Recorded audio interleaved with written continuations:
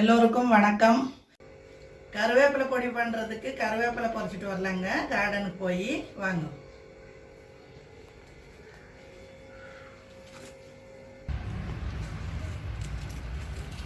கார்டனுக்கு வந்துட்டோங்க. அது மழையறதுக்கு நல்லா தளைஞ்சிருக்குது. கருவேப்பிலை பறிச்சிக்கலாம். அப்படி முடிச்சு எடுத்துக்கலாம்.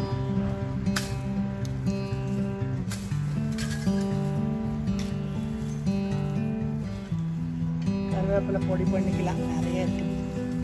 அதுக்குதா சரி பார்த்துட்டு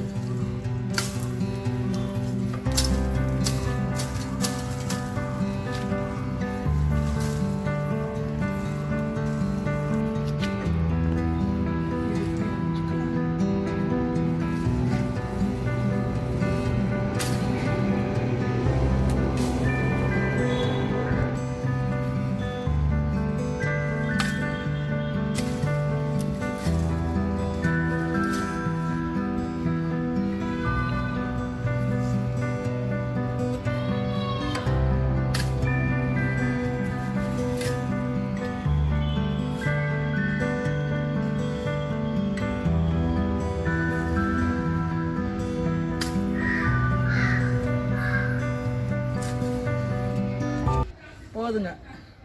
எத்தனை சரியாக போகும். இன்னும் இருக்குதுங்க நிறைய. இன்னும் அந்த பக்கமெல்லாம் இன்னொரு மரம் இருக்குது. இப்போ இது எடுத்துகிட்டு போகலாங்க.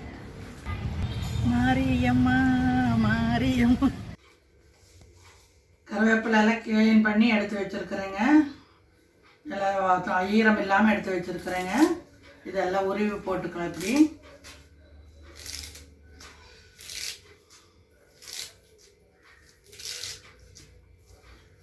கருவேப்பிலை பொடி பண்ணுறதுக்கு உருவி போட்டுக்கலாம்.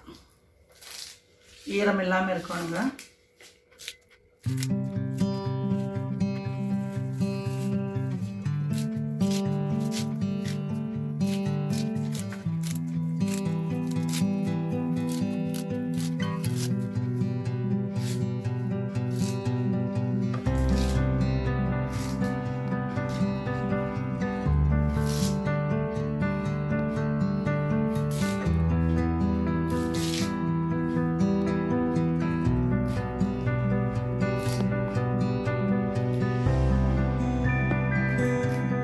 நல்லா உருவி முடிச்சாச்சுங்க.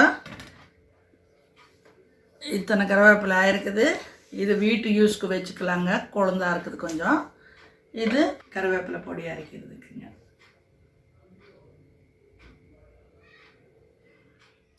எல்லோருக்கும் வணக்கம். இன்றைக்கி நான் கருவேப்பிலை பொடி பண்ண போகிறேங்க. அதுக்கு என்னென்ன சாமான் போடணும்னு காட்டுறேன். வாங்க எப்படி செய்யணும்னு காட்டுறேன்.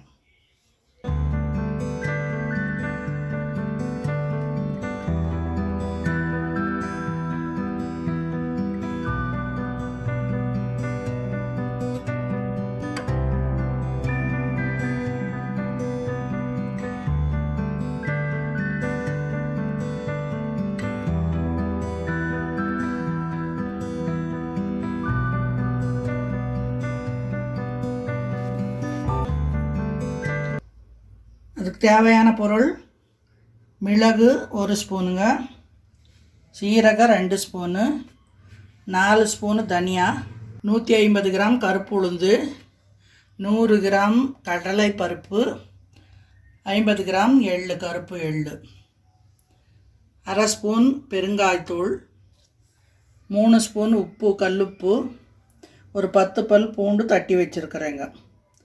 அதுக்கு மிளகாய் ஒரு 15 மிளகாய், வரமிளகாய் போட்டிருக்கிறேன்.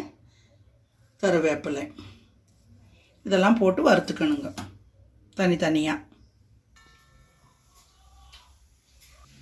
மிளகு போட்டுக்கலாங்க.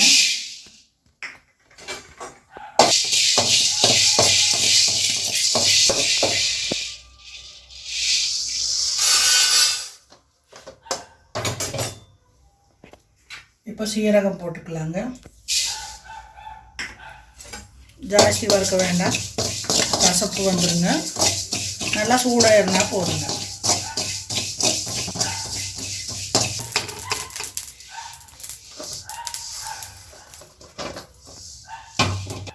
தனியா போட்டுக்கலாங்க.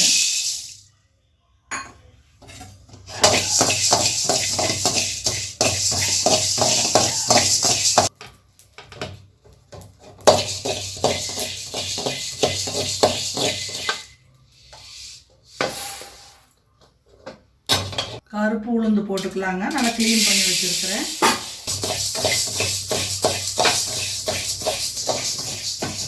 கருப்பு உளுந்து இல்லைன்னா வெள்ளை உளுந்து கூட போட்டுக்கலாங்க.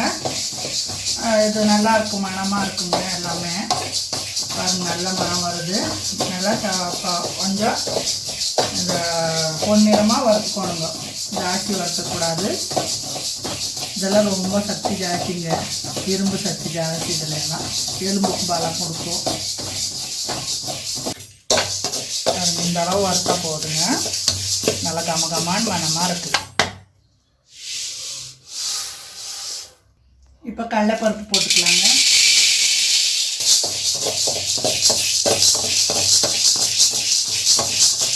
இப்போ கடலைப்பருப்பு ரெடி ஆகிடுச்சுங்க. இப்போ கொட்டிக்கலாம்.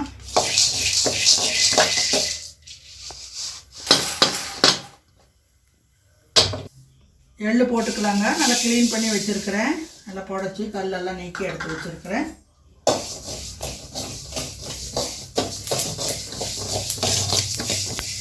இது சீக்கிரமாக வறுபட்டுருங்க. பாருங்கள், நல்லா பொரியுது. நல்லா பொரிஞ்ச அப்புறம் எடுத்து நல்லா வாசனையாக இருக்குங்க. எள்ளு அந்த பொடிக்கு நல்லா கமகமான இருக்குங்க.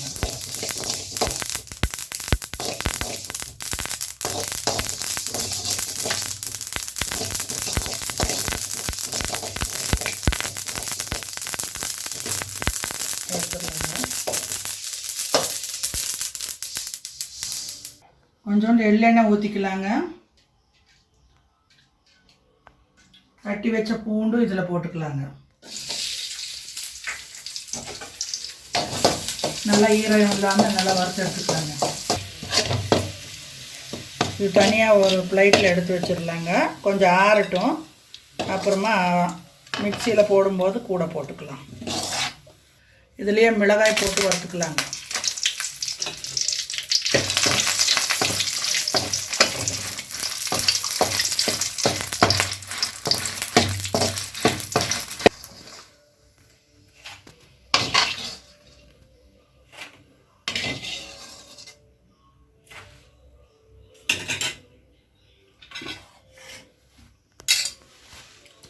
இதுலேயே கருவேப்பிலை போட்டுக்கலாம்.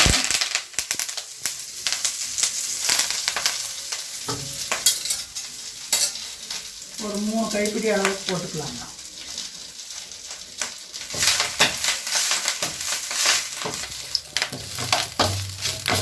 நல்லா ரோஸ்ட்டு ஆகிற மட்டும் வறுத்துக்கலாங்க.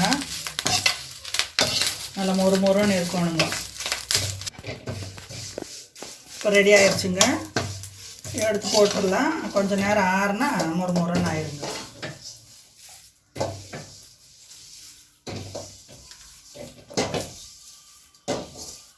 ஒரு நெல்லிக்காய் சைஸில் புளி போட்டுக்கலாங்க.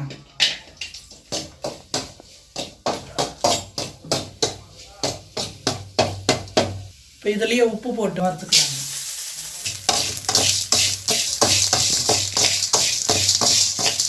இப்போ ஸ்டவ் ஆஃப் பண்ணிடலாங்க. இதெல்லாம் ஒட்டுக்கா போட்டு கலக்கிக்கலாங்க. இது பெருங்காயத்தூள்.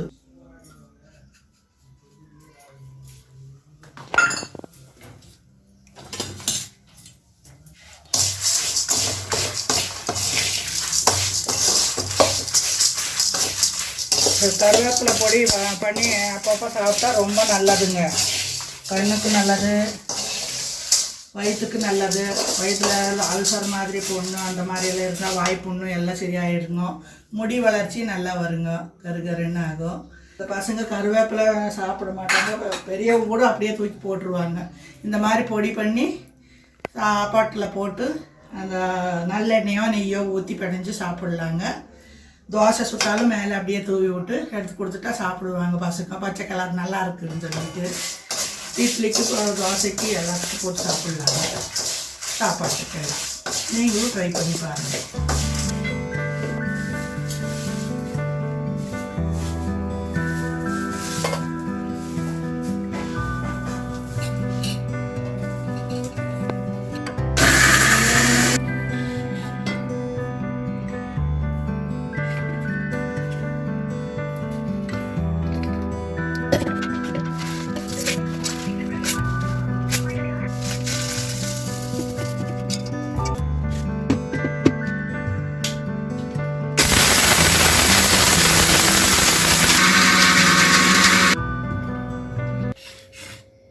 இது கொஞ்சம் கொரகொரப்பாக அரைச்சிக்குங்க தறி தறியாக. இது போட்டு பாதி பாதியாக போட்டு இன்னொரு தடவை ஒரு ஓட்டு ஓட்டிக்கலாம்.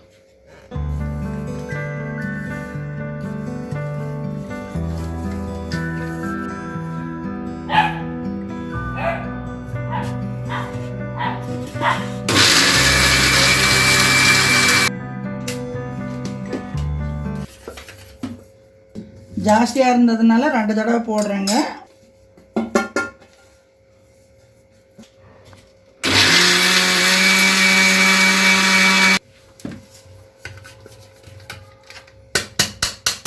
இது கொஞ்சம் நேரம் ஆற விட்டுறலாங்க. பாருங்கள் எப்படி இருக்குதுன்னு. கருவேப்பிலை பொடி கொஞ்சம் நேரம் ஆற விட்டுட்டு ஆறின அப்புறம் ஒரு கண்ணாடி பாட்டிலையோ ஏதோ ஒரு டப்பியில் போட்டு நல்லா டைட்டாக மூடி வச்சிடலாங்க.